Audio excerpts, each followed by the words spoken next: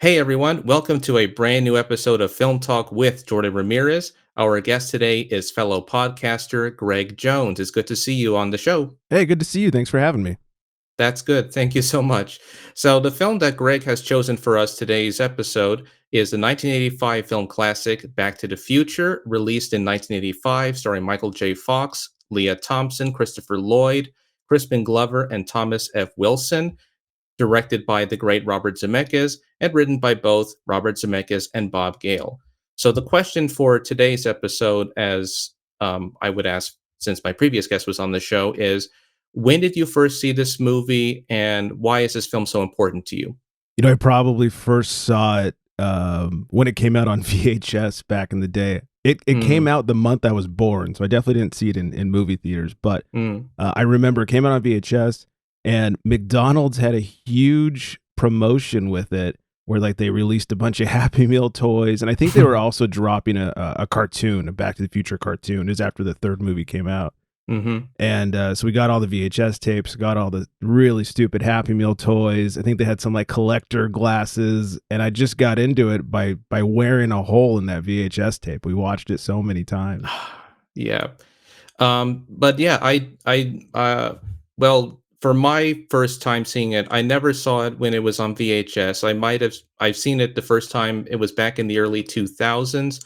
My aunt was the one who was in love with Back to the Future. She liked Michael J. Fox in the film. She liked all the characters and she liked the trilogy.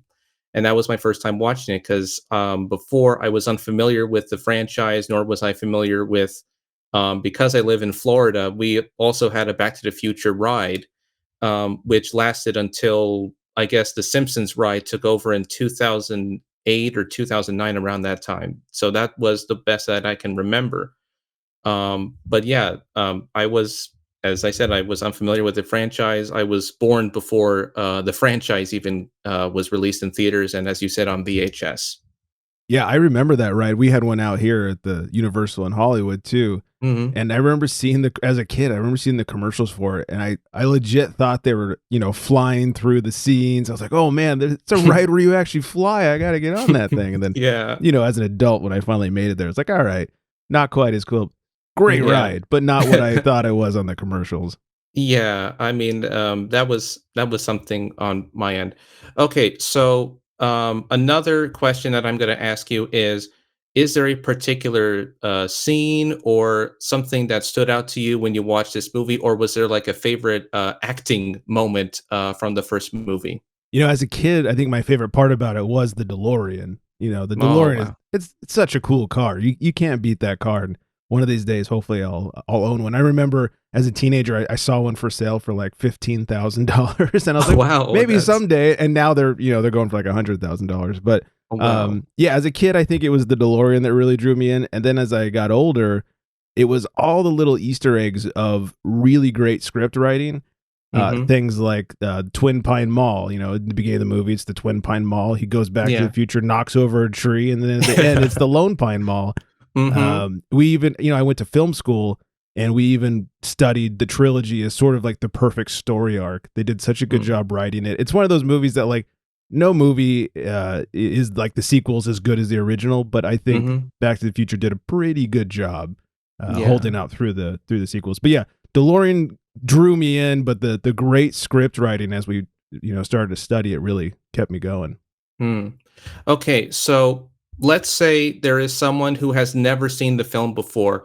How would you describe the film to somebody who may want to see it for the first time, or maybe somebody who has heard about it, like maybe the references or the jokes that they always keep pushing in like animated movies or cartoons or maybe even comedies?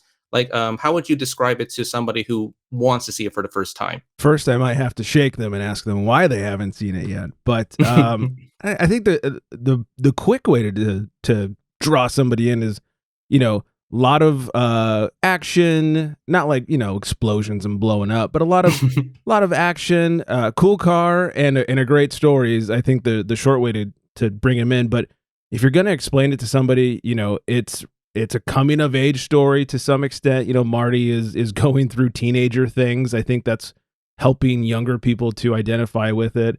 Um, the Doc Brown story with Marty's a little creepy. Like, why is he hanging out with some old dude? But anyways, he's eccentric, he's funny, he's nuts. So you've got the guy you can relate to. You've got the crazy old doctor who's insane, but not so crazy that it's like completely unbelievable. Mhm, Not I guess a little cartoonish, but not too cartoonish. mhm, Trying to solve a problem. I might, if the person has never heard of it before, I might leave out the part where his mom falls in love with him. That's kind of mm, weird, yeah. but it's explained in the movie. It's not as creepy as it sounds, you first Ye timers. Mhm, Yeah, just a fun, complete. I think is the best compliment I can give that movie. It's a fun, complete movie. It follows the perfect story arc, beginning, middle, end. They answer all the questions. They do such a good job at making sure the details are covered. I don't know. Just go if you haven't seen it, go see the movie. It's a gem. It's been around forever for a reason. People still watching it and loving it. So go see it. And how dare you, Simpsons, for taking out the ride? yeah, well, times change, I guess. Yeah. That may be why. But yeah, so another question is, were there any anecdotes or memorabilia, like, say, if you have anything from, that you want to share, or something that is a collectible item that, is related to the film that means something to you that you would like to share, for this podcast? I don't have any, say, movie used props or anything like that. I do have little things around the house, like somewhere in this room, I have a remote controlled, DeLorean time machine. Oh. So sometimes I'll use it for photos. In my podcast on Craft Beer Republic, we take a lot of beer photos for social media. So I've found a few Back to the Future beer, like themed beers. So I'll break out my different props, my DeLorean. I've got tons of keychains. Somewhere in this house, I have a really cool poster that someone made, and we framed it up and put it in the hall. And probably the nerdiest thing I have is my dog. I named my dog Marty after the movie. Oh, wow. Well, we have a dog. She's a Jack Russell Terrier.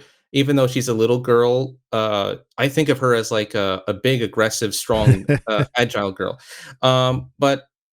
Okay, so there is something that I wanted to share. It is a little joke that I sort of caught on. I put in the subtitles, yes, because so in the opening of the movie, when you see the newscaster talking about the missing plutonium that was stolen from the nuclear facility, Hmm. and the Libyan terrorist group wanted to take credit for it, there was a joke that said there were 12 crates of cocaine found in Boca Raton, Florida. And I was like, oh my god, why is Florida? Florida is like the butt of the joke, even in this movie. Since I day find, one. yeah, day one. I just found it. I just found out about it after rewatching this film. It's like one of the jokes that I never that flew over me, I guess. That's funny. It is. But there was, but as you mentioned, there were Easter eggs. There were also, like, because I read that Zemeckis was a movie guy and he always loved to reference pop culture. Even in this movie, uh, there were certain little moments, like when Marty is hooking up his guitar to, I guess, was like this big, gigantic, whatever it was. Yeah, the amplifier. Yeah, the amplifier. There was a joke to Stanley Kubrick in which it was a CRM 114, and that was a reference to, for those who have never watched any of Kubrick's movies, that was used in 2001: A Space Odyssey, Oh. Doctor Strangelove, and Clockwork Orange. He used that number so many times, and it's sort of like, for movie fans who are into cinema, it's sort of like he always likes to hide, references to other Yeah. movies and filmmakers. Yeah, I didn't even know that. I'm first of all, I'm the worst movie watcher. As someone who went to film school and Mm, works in the industry, and I never watch movies unless they're like funny or action. mhm, But yeah, I didn't even catch that one. But yeah, the Easter eggs aplenty with Robert mhm. Zemeckis. Yeah, he's always good with that, and he does that, besides, uh and also there's a lot of, like, usage of, like, I think my best example was he goes into Lou's Diner, and this is the 1950s, and Lou is asking him, "Are you gonna order something or not?" And he said, "Give me a tab." "Tab? I can't give you a tab, you gotta pay for something." Give me a Pepsi free." "You gotta If you want a Pepsi, pal, you gotta order it." It's like, At first, when I heard that, I was unfamiliar with the product references that were used in the film because I was born from a different generation than, when, the character was from, I guess. Yeah. I also like in that same scene, he sees who's going to be the mayor in Mhm. 1985, Goldie Wilson, and Yeah. he goes, "Hey, you're gonna be mayor," and all of a sudden he starts walking around, "I'm gonna be mayor someday." Yeah, yeah. It's basically like I always find it interesting that he's a kid from the future and he's talking about, like, things that don't even exist yet, like, oh my god, there were so many, other things that I remembered, in the movie that I thought I would love to share in this hour-long podcast. So, there's another scene in the movie, if I remembered correctly. I okay, there was another one. Okay, so Marty is in the Baines family household, and they're watching Jackie Gleason, The Honeymooners, Mhm. and Marty says, "Hey, I've seen this episode. This is where Ralph pretends he's a robot from space." And the kid says, "What do you mean that you've seen it? It's brand new." Yeah. Yeah. I saw it on a rerun. What's What's a a rerun? rerun? Yeah. Uh, I mean, I guess at around that period, the concept of a rerun had not come into an existence, I guess. Yeah, and in the beginning of the movie, his dad is watching that same episode. It is. Yeah. It's like a sort of repeat that Zemeckis always uses. Just like, the hypocrisy of his parent well, his mom, I remembered, told him that when she was a young girl, she never chased boys, she never went after boys, she never smoked, she never drank. Never parked cars with boys. Yes, never park cars with boys, and she was saying, "What were you doing out, when you were in the middle of the street?" And, Marty later finds out that he was a peeping Tom, which Mhm. which is something that, I guess his father never even mentioned in the dinner table sequence. Probably best to leave that out. Yeah, it is, I guess. But I don't know, this is just something that occurs to me, as I was watching this film. I remembered, his brother Dave and his sister Linda. I mean, in the beginning of the film, Dave, I from the uniform, I assumed that he must work at, like, a fast food restaurant like McDonald's or something, Yeah. and I don't know where Linda works, in the movie, maybe a beauty salon or something because of the way that she wore, so that was like, I don't know what her job is in the film when I saw it. I I don't know that I know either, now that I think No, about it. Now that you make me actually think about some deep cuts, I don't think I know either. no, but that was just something I always wanted to point out, and then, of course, I mean, there's a lot of other sequences I could talk about in this film, of course, like, if I remembered correctly, there were a few sequences that were cut from the film that I watched on I have the Back to the Future, trilogy on DVD. I could show it to you in a moment. Yeah, I've got the trilogy and the DVD and the Blu-ray and all that Oh stuff. oh, you do? Oh, Yeah. that's good. I always yeah, it was pretty interesting. So, another favorite sequence, okay, we'll get back on track. Yeah. Another favorite sequence that I thought was pretty interesting was when Doc Brown was saying to Marty McFly, "Okay, future boy, who is president of the United States in 1985? Ronald Yeah. Reagan. Ronald Reagan, The the actor? actor? Yeah. And who's his vice president? Jerry Lewis?" uh, Yeah, mentioning the Easter eggs a couple minutes ago, mhm, they're so good and they're so, specific and followed through. Like, even at the end of the movie when he sees that Toyota truck that he wants, mhm, and, the dealership that the truck was kinda had a banner across the side to the dealer name. All mhm, throughout the trilogy, like, that same dealership was, like, the Studebaker dealership, it was, like, the horse and buggy dealership in the Old mhm. West, and, like, he just did such a good job of carrying those things through to all the different, points in time. Yeah, sort of to keep the continuity going, otherwise Yeah. there would be some continuity error, I guess. Yeah, they did Uh, such a good job with continuity and not forget. I mean, there's a couple of flubs, but overall, they did a great job of not forgetting to follow up with things. yeah. Um, okay. So there are another okay, I know I'm stuttering a little bit. So besides that, do you also have any like favorite moments, not just from the first film, but like from the sequels, part 2 and 3. Yeah, I mean, I loved, especially as a kid, I loved when they went, in number 2, they went to the future and they're Mhm, flying instead of driving. Like, I thought that was so cool that they mhm, converted the DeLorean to a flying car. I love the World Series gag in the second one. That one's mhm. hilarious. It is. The third one, I'm a huge steam engine, like, nerd. I love old trains and stuff, so when they got hooked up with the train, I thought that was as a kid, I was like, "Oh, yeah, DeLorean and a steam engine? Like, this is fantastic." Everything in one. Yeah, it is. I think the second one and the third one, I read that they filmed both of those movies at the same time. Yeah. Around '89, they had to release the second one first, and then they had to do the third one after wrapping second one. I is what I read. But I think what I liked about all three of those films, and this is just also me as a film buff, I guess, is not just the film references that they always use throughout the movie, but that all three of the movies actually, but also the idea of oh my gosh, oh my gosh, I'm sort of blanking out right now.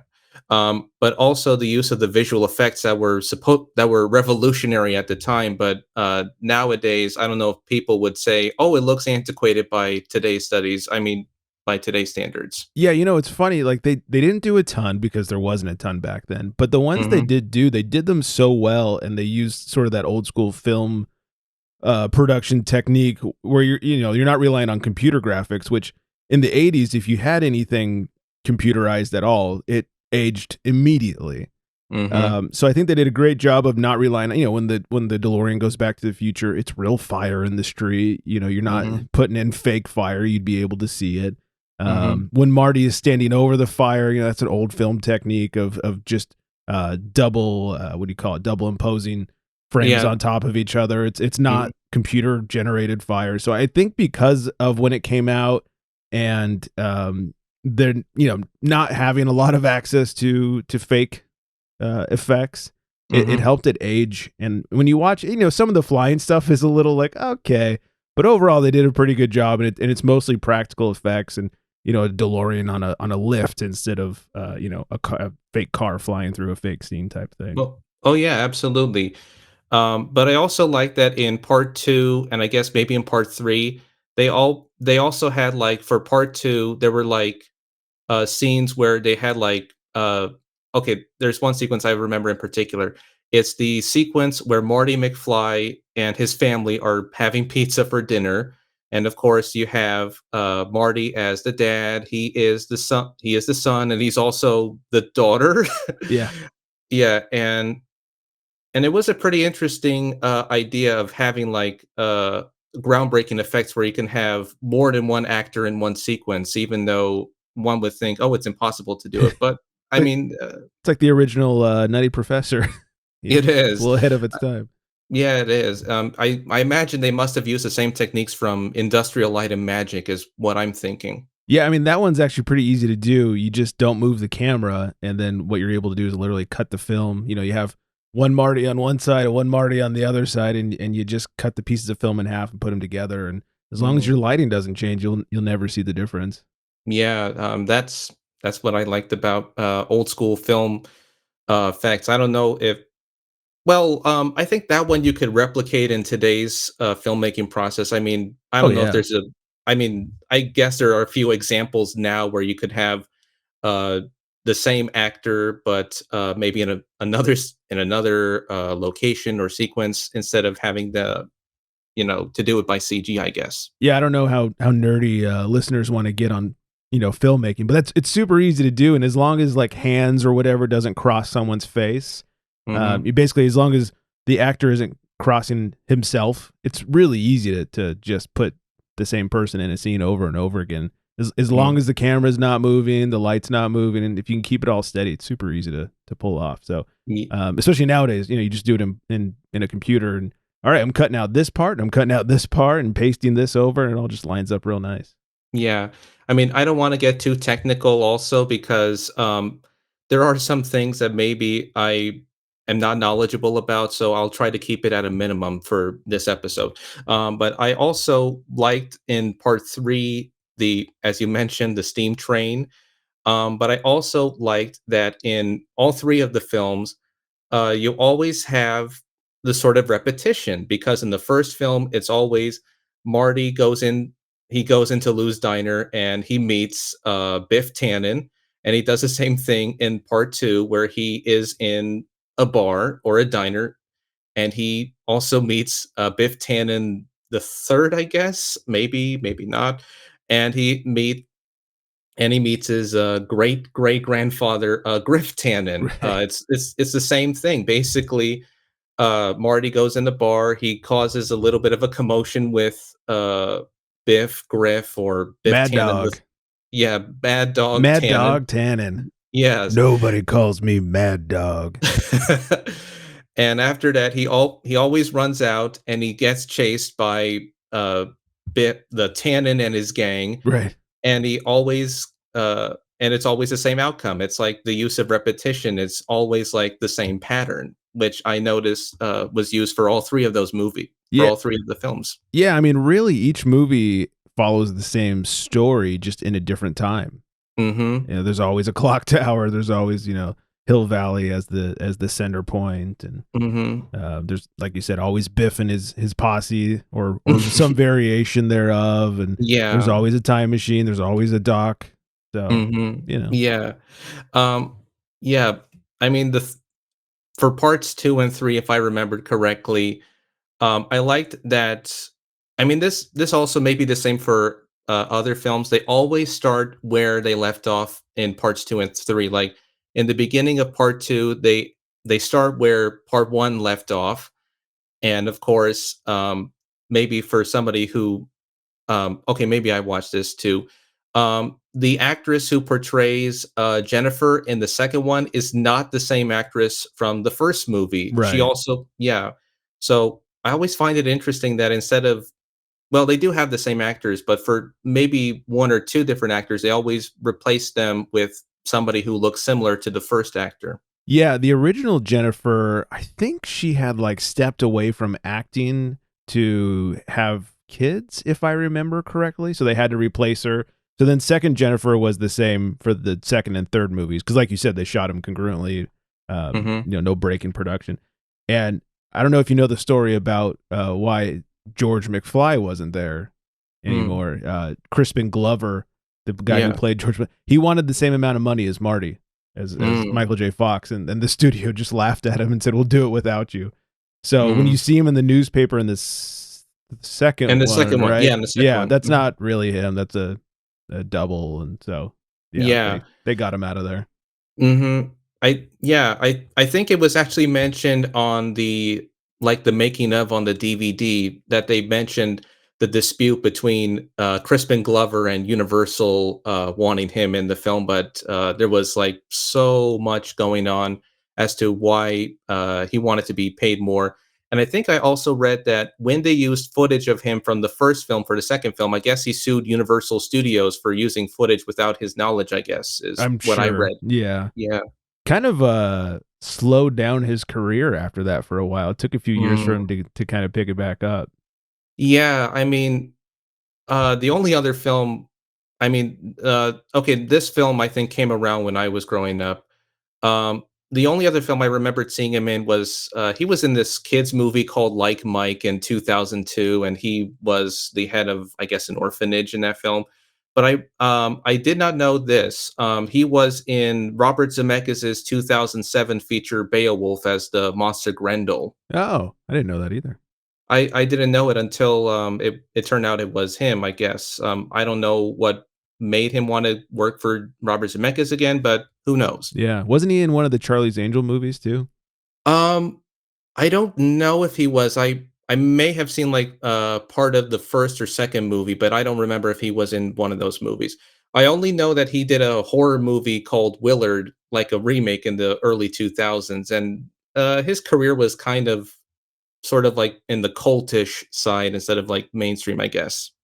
Yeah. Let's see. Yeah, he was in the 2000 Charlie's Angels. Okay, so he Yeah. wasn't the first one. Okay. So yeah, as far as the actors that I remembered, before Back to the Future, when I saw Michael J. Fox. I only remembered him growing up as a kid as the voice of Stuart Little and Stuart Little's 1 and 2, Oh, and also in Atlantis: The Lost Empire for Walt Disney Company. Those were the only times I remembered hearing his voice, but I never got to see him until maybe I saw him in those advertisements or in some commercials that he did. yeah. My first introduction to him was Back to the Future. So then every time I heard or saw him somewhere else, I was like, "Oh, that's Marty. That's not whatever character you're playing. That's Marty." Yeah. But yeah, that was something. Um, and I also remembered on the, I guess it was like on the DVD interviews, they were talking to, oh my goodness, it was like there was a documentary that they did back in the early '90s where it was Kirk Cameron as the host. Anyway, so they were talking about Oh, I know like what you're seeing. talking about. Yeah. Yes. So it was basically about like the secrets of the Back to the Future trilogy, like maybe some things that the fans wanted to know about. Like, there was a scene where, Marty McFly was in his father's bedroom, pretending he was Darth Vader from the planet Vulcan, Oh, and yeah. he had the hazmat suit on, and they were talking about in the special that he had a hair dryer, on his belt, and I guess one of the viewers was saying, if that was there, why wasn't it, mentioned in the film? And they said that there was a scene that was deleted from the movie in which Doc Brown was looking at these items that came from the year 1985, and he was playing with this hairdresser because he didn't know what a hairdresser was that or a hair dryer Yeah. was. It was new to him, so that was just something that I thought was interesting to look at. Yeah, I think they cut out like half of that scene, the Mhm. Darth Vader scene. Yeah, they did. And they also have like I think this was just specifically for the DVD, which was you would play the deleted scene and they would cut directly to the scene that's in the movie so that you could see what could have been in the movie, but it's not in the film. Right. Yeah, that's really fun to see, and sometimes the stories make a little more sense when they have the extended version in there. Hmm. Things are explained a little better. They are, and I guess maybe there are some that uh, I guess for time reasons or maybe for story reasons they might not need it. I guess. Yeah. But yeah, I did like that. But I did remember I if you watch Back to the Future Part 2, there's a scene where, Marty is looking at the almanac, and I know this is sort of an Easter egg for me too. There was a Roger Rabbit plush doll and a game for Jaws the movie, in that same store. It's like Oh, in the antique shop. Yeah. yeah, in the antique shop because it's a reference to Steven Spielberg, who is known as the director behind the movie Jaws. And also, before Back to the Future Part 2 came out, there was Who Framed Roger Rabbit that was Mhm. released, and it had almost a few of the crew and cast members from Back to the Future in that movie, which I thought was a pretty cool sort of connecting it. Yeah, wasn't Zemeckis involved in Roger Rabbit somehow? He was the He director, and directed, I yeah. yeah, he directed the film, and if I remember correctly, the producer and some of the and Christopher Lloyd also was involved in that film Oh, that's too. right, he was the judge. Yes, he was Judge Doom in, Who Framed Roger Rabbit, if I remember correctly. So it was released around the same time, so it's sort of like, an inside joke for Zemeckis in Back to the Future Part 2. It's sort of like they always use these sort of inside jokes, to their own work, I guess. Yeah, it's always fun. It is absolutely fun, especially and I know this is also a joke. There was speaking of Jaws, the Jaws 10 or 15 that was playing outside the movie theater in the second movie, Yeah. which I thought was which I thought was a pretty fun joke that they put in there, which was supposed to be directed by Steven's son Max, that never came to fruition. But for the 30th anniversary, because it had to coincide with the year that Marty went to 2015, they did something on YouTube where they put out a fake trailer for Jaws 10. Oh, that's awesome. Yeah, they did to sort of make the joke become a reality, I guess. Yeah, I think it was Jaws 19, right? Yeah, I think it was Yeah. Jaws 19. Yeah, and if you ever wanna look at some fake YouTube trailers, there's some really good Back to the Future 4 fake YouTube trailers. Oh wow, Yeah, they're and that's they're cool. yeah, yeah, they're fun too. Um, and I did remember when I was watching the film, even though they were trying to predict what the future would look like in the year 2015 with the hoverboard, which was, I mean, something that I wasn't sure if that was gonna be a reality, but, it did, but not the way that people Sorta. were yes, but not the way people were expecting, I guess. Yeah, and going back to the effects, did you watch on the DVD how they did the effects for the hoverboard? I think so. Oh, yeah, yeah, I think I did if I remembered. So, if I remembered, it was like a combination of on strings, Yeah. and it was on I think it was on a lift for some of the scenes where it was like a maybe like a close up, and I think they were like trying to again, maybe the computers were not as advanced as they are today.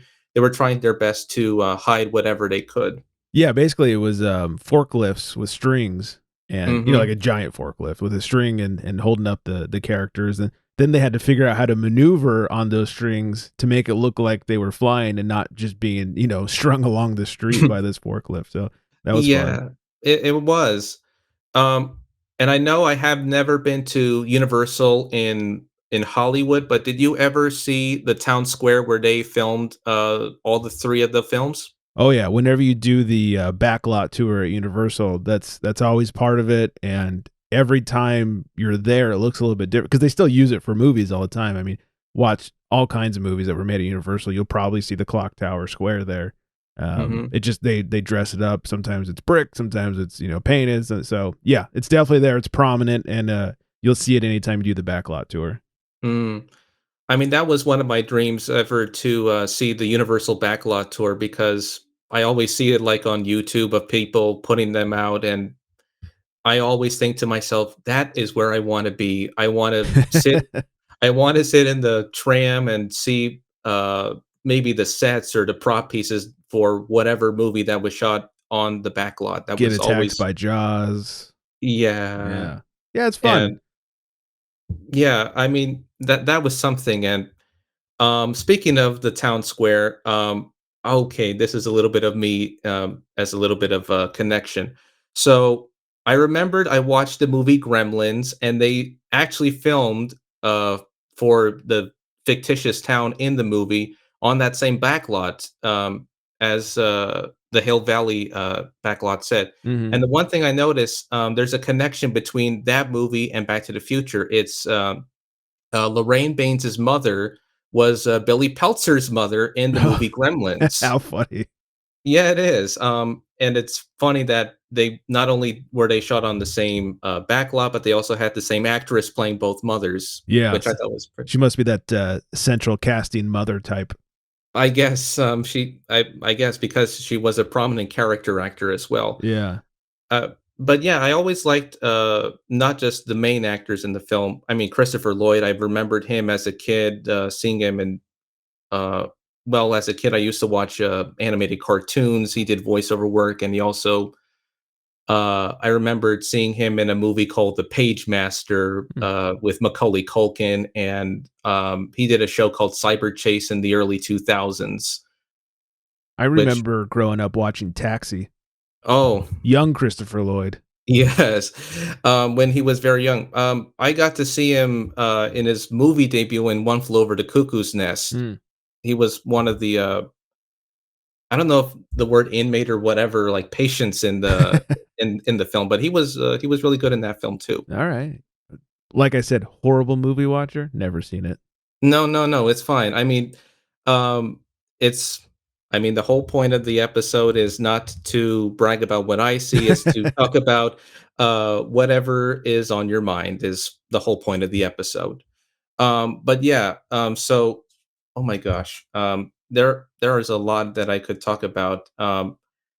Did you notice in the scene where Marty is and this is in part 2, where he's going to the diner and it's all, like, TV screens of, like, celebrities because it's supposed to be 1980s themed. Yeah, it's Cafe 80s. Yeah, Cafe 80s, where they have, like they play songs from the '80s decade, they have, uh The Duck Hunt and a bunch of old video games and yeah, and they also have, like, the computer graphics of almost something like Max Headroom, some yeah.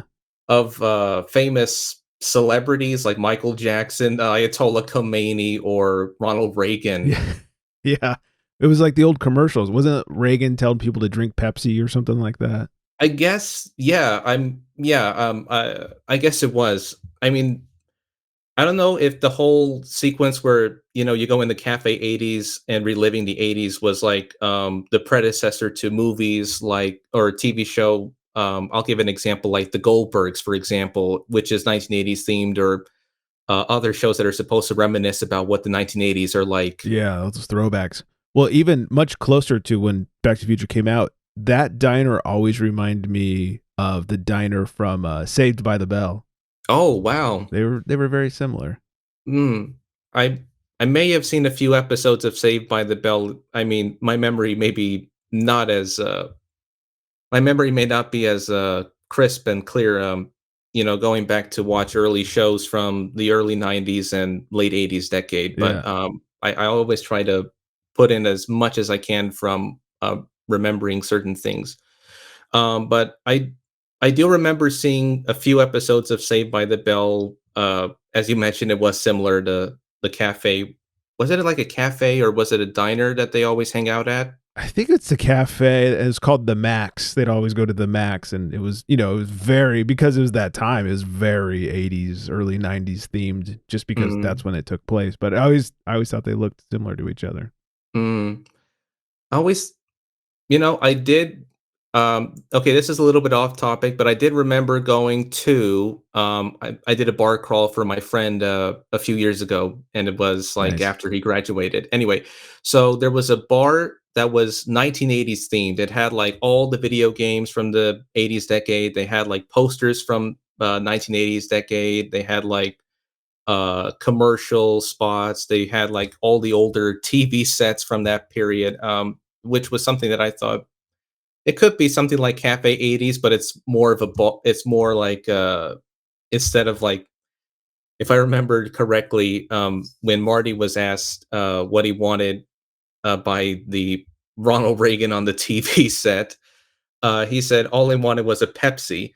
And the Pepsi bottle, I was like, I don't know if that was what they were guessing that they were supposed to look like in the future, I guess. Probably, or maybe it was a throwback to the 80s bottles since it was Cafe 80s. I don't know. Yeah, I mean, there was a lot that I could distinctly try to say to myself, if I only, it's a throwback, it's a nostalgic film for anyone who has watched the film or who has uh, memorable lines or favorite quotes from the film. It's like one of those movies that is so quotable, or it's mostly remembered. I would always see it on other TV shows. Mostly, Family Guy would always use jokes Oh from. yeah.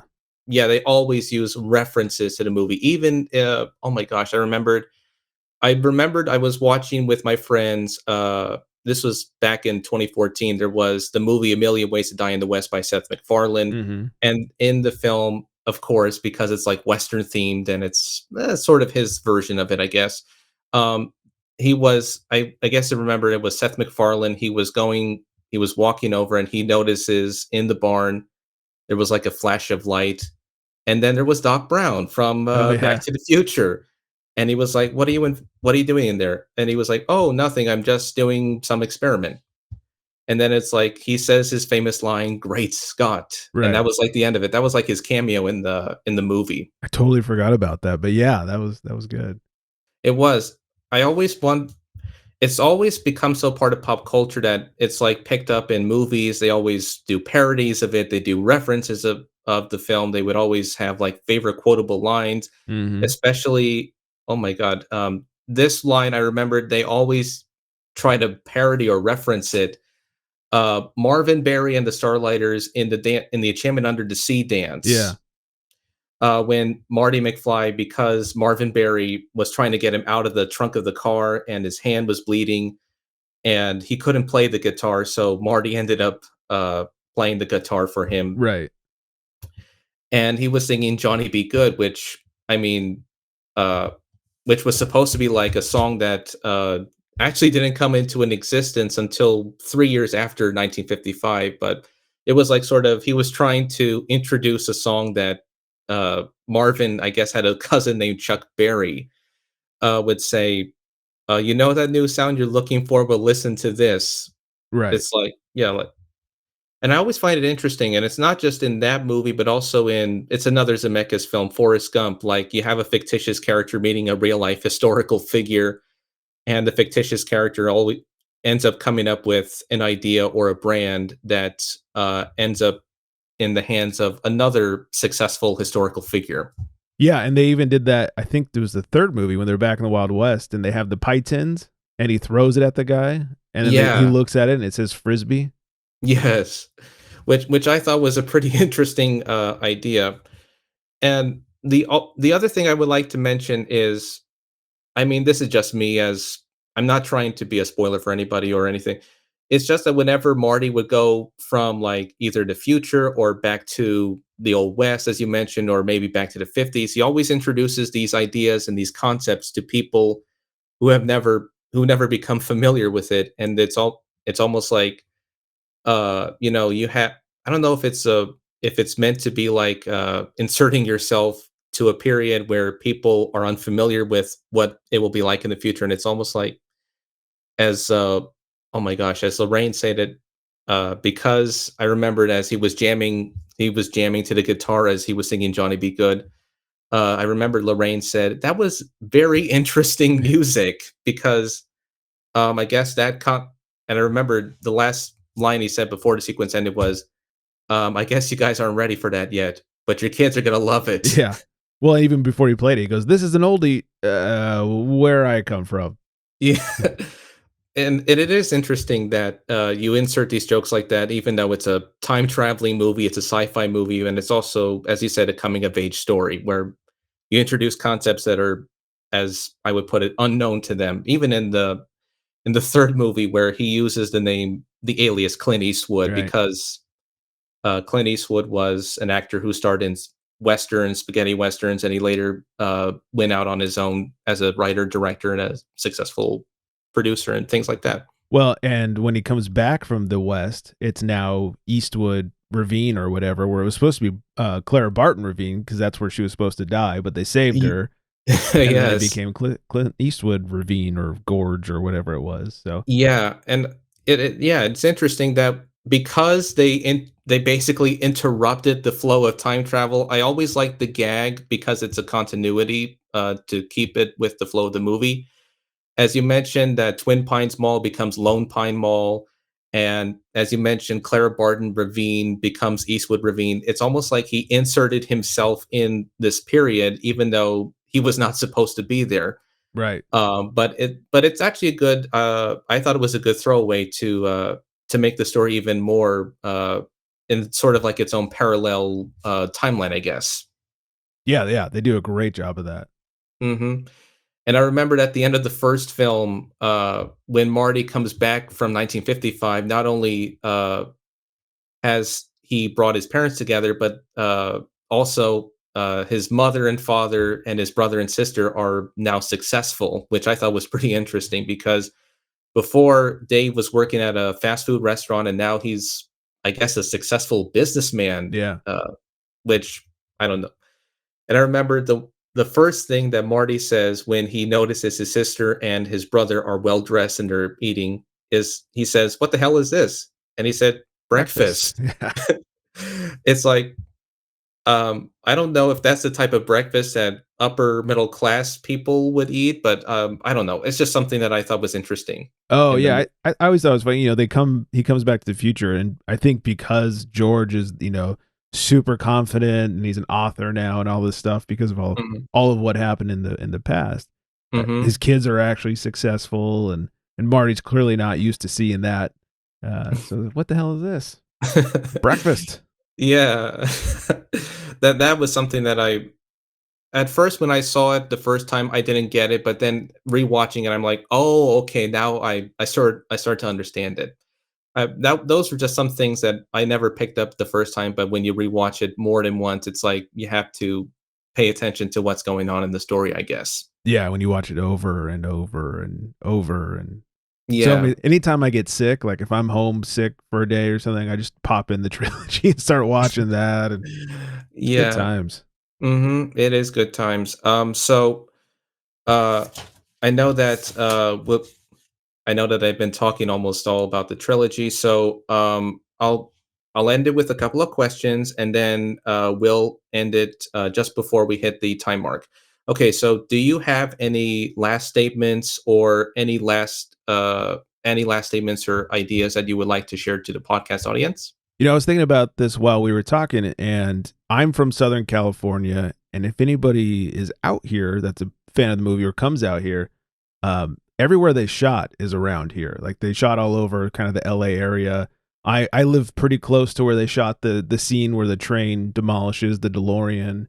Mm. I've every time I cross that, it's like, oh, that's where the DeLorean got destroyed. So if you're a nerd like me about the movie and you're in Southern California or you're traveling in Southern California, just Google it. There's locations all over the place. Twin Pines Mall is still there. The school is still there. Most of the sets, not sets, but they're real locations.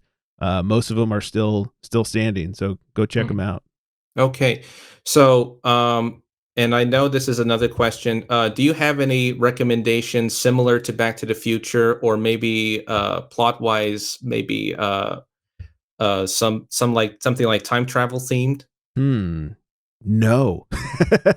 Worst answer. I mean, you could go watch Bill and Ted's. I don't think it's as good as Back to the Future. I mean, it's very different. It's silly instead of, trying to Yeah, save the past or whatever. yeah. Um yeah, I have a really horrible answer, and that's no. I don't know what I could suggest other than the other Back to the Future movies. Mm. Go watch the trilogy. It's good. Okay. Okay. So one more question. So where would my audience find you, just to plug yourself in for you or your show? Yeah, thanks. I host a podcast with my buddy Flex called the Craft Beer Republic. It's all about craft beer news. Think of it like the sports center of craft beer, where we kind of recap a little bit of everything that went on that week in the industry, beer reviews, all that stuff. So craftbeerrepublic.com, on the socials, Craft Beer Republic, and we're on all the podcast apps. Okay. So thank you so much for the interview. And I do have one more statement before we end this episode. And it is related to Lorraine Baines, Lea Thompson. My first So crush. yes. So there are a few movies I remembered I've seen her in. I saw her besides the trilogy. I saw her in Dennis the Menace, and she was in The Little Rascals. And this came out like almost a while ago. She was in a movie that was independently made called Dinner in America. Hmm. It was shot in the Midwest, and it's as I would put it, it's Heathers meets Napoleon Dynamite. It's basically the same politically incorrect material from Heathers. I watched the film. Napoleon Dynamite, I feel like I'm missing out on it. I feel like I have to see this movie, even though I never watched it. You haven't seen Napoleon Dynamite? Yes, I Oh admit it on man. my show. As I said, I'm missing out on a whole lot of other opportunities that I as a film buff or I as a nerd have regretted not seeing. I quote that film all the time. That's a good one. Okay. So in the film, if you ever see Dinner in America, which I said is a fusion of those two movies, she does play a mother in that movie, but she falls in love with this actor named Kyle Gallner, and she and she has the hots for him. In one sequence, she does almost try to make out with him, even though she's like 30 years older than him. Oh. Yeah, but yeah, that's sort of the only connection that I could try to make in this episode. I wanted to just get it out there. So, Dinner in America, made in 2020, did not get released until 2022. You could try to find it on Hulu, Amazon Prime, or wherever you stream or find it. Maybe you can find it on DVD. If you still watch those. Yeah, if you still watch those. Oh god, how I wish they still continued DVDs so you could own the films instead of streaming. I guess I'm sort of a believer in that. Oh, I love not having to store discs. Mm. Yeah. Okay. So I just wanted to get that out there. Okay. So it's been great talking to you, Greg, and it's been such a great pleasure talking to you about the movie, the trilogy, and some little tidbits about our favorite scenes and our favorite moments from the movies. So this has been Jordan Ramirez and Greg Jones, the hosts of the podcast series Craft Beer Republic. Yeah, thanks for having me. Okay, thank you so much, and I hope to talk to you or see you again soon. Absolutely. Thanks, Jordan. Okay, thank you so much. All right.